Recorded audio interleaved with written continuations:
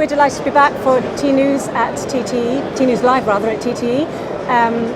This is our penultimate session today, and I've got with me Eric Hallerberg from Sabre, and we're going to talk about NDC. Eric, tell me, you're just fresh from a session on NDC. I am. Two strands to this question. First of all, tell me where you think NDC is from an overall industry perspective, airline agencies, and then tell me where Sabre fits into that overall picture. Well, it's interesting, when we talk about NDC, we have to be very clear what we're talking about.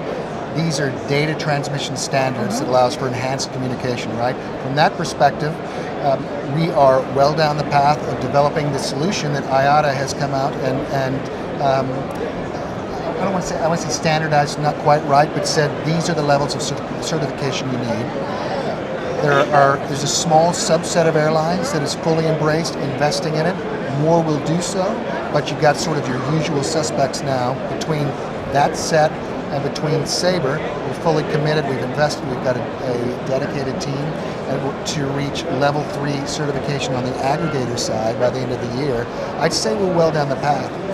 There was a question in the session about when will the industry fully embrace NDC? Right, that was one of my questions. Right.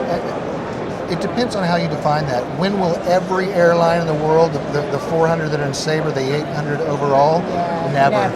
But when we get to a steady state that the technology's in place, the standards in place where airlines who decide to invest in NDC, this standard of NDC can then distribute their differentiated content through the GDS through Sabre, that's when I think we'll have fully embraced it. We'll still run a dual platform where we have traditional connectivity and NDC, but when you get that to the point where that choice is open and it doesn't offer a fall off between either standard, that's when you get there. So if it's not going to be an every airline, everywhere scenario, when do you see a tipping point, a sort of critical mass? Well, I think there are two things about it. One, actually there are three components. One is that our certification. We get level 3 by the end of the year. Now, just because we're level 3 on the aggregator side, by the way, very pleased to announce that we're level 3 on the airline IT side last week. Yeah. But it's a little bit more complex on the distribution side. And once we get there, it's just not, you don't just snap your fingers and then start distributing, because the airlines then have to be prepared and have done the development to push the content through an NDC standard. Now, the fortunate thing about that is that we're in deep technical talks with two very large carriers in Europe that are at the forefront of this, not to be named, and we are making sure that we're doing it right, that we're developing along a common set of standards so that it makes it easy for them to connect to us through an NDC standard. So I think that's the first piece, and the second piece is the airlines.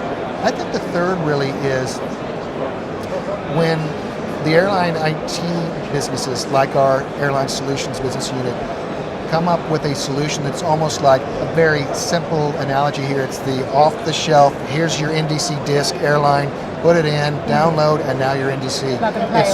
It's when the IT providers provide a real solution to those carriers that you see. That's what I call the tipping point, where you get a great majority that start embracing that standard.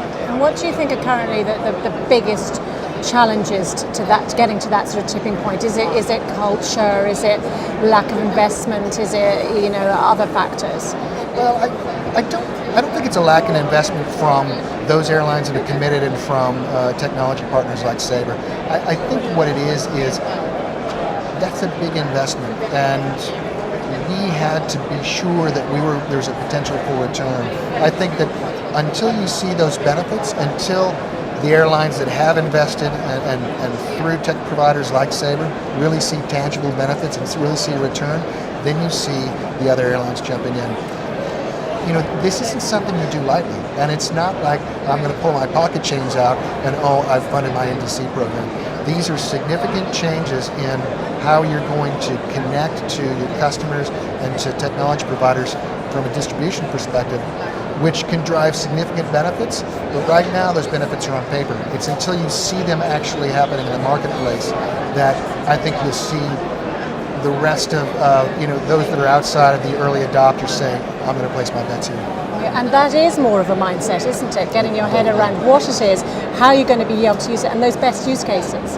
Well, I think the airline industry overall is certainly it's a conservative industry, right? And you're in a hyper-competitive market, and you can't just throw money at every idea that comes along. You have to make very targeted investments to make sure that you get the returns. Because when you're talking about the margins that airlines make, they have to make sure that they're very focused. That's why. And we talk a lot about what the IT providers are doing, and we talk a lot about what the airlines need to do. But what about the agency partners in this? Because sensing quite a lot of frustration on their part. So and I can understand their frustration, because what's happened is you've got the two large players between the airlines, and I'm talking about a segment, the airlines and technology providers, that were negotiating very hard. And that's something we always do, right? In the past, though, you negotiate very hard, you strike a deal, sort of wipe your hands, you walk away, and the dust settles. And it's business as usual. It's not business as usual anymore, so we have to actually implement what we've committed to. Now, the agencies have committed to an NDC connectivity. What they need to do is one of the options is to do it through their GDS provider. You can do a direct connect, but it's inefficient. So if they work with a GDS provider, and again, we've committed to the marketplace, it's good for us, it's good for the agency, it's good for the airlines, for us to develop that. I think the one piece that the agency should really consider and really understand and model is a change in the commercials. So I think that when NDC was first announced 7 years ago, there was a concern about it was a business model change. It is a technology standard that allows some flexibility around a business model change. And I think that the TMCs, the leisure agencies, all travel agencies that are poised to leap into a new world where commercial flows may be different and really provide value to their customers, which is the end traveler, and set up a business model in that new world, I think they're going to be the ones that are poised to succeed. So I would say take a very close look at your commercial model. Not that it's going to completely flip, but I think we've already seen the beginnings of it with the BA deal. And just one final question. When you're sitting having a high-level NDC meeting within Sabre, what are the top, say, 2 things on the agenda? I think making sure that we meet our commitments that we've been very vocal about. And let me just take a step back and say, I'm echoing what our CEO has said. Absolutely. Very vocally, very publicly. We've made those commitments, and the market and our customers expect us to meet those. So making sure we're on a timeline doing it, and making sure that it fits into our overall value proposition. We talk about beyond NDC because NDC is going to be one component of an overall retailing and merchandising platform.